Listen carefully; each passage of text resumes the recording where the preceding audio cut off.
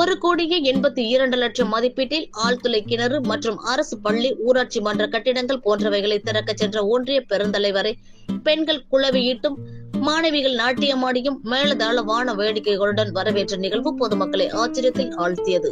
புதுக்கோட்டை மாவட்டம் ஆனந்தாங்கி அருகே உள்ள மணமேல்குடி ஒன்றியத்தில் பரணி கார்த்திகேயன் தொடர்ச்சியாக ஒன்றிய பெருந்தலைவராக இருந்து வருகின்றார்.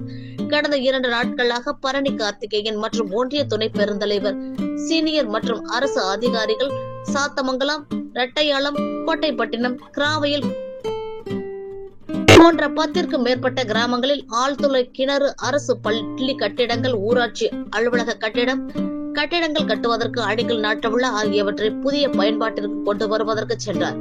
அங்கு சென்ற போது பெண்கள் குளவியிட்டும், குழந்தைகள் பாடலுக்கு தகுந்தாற்போல் பரதநாட்டியம் ஆடியும், பெண்கள் கும்மி அடித்தும்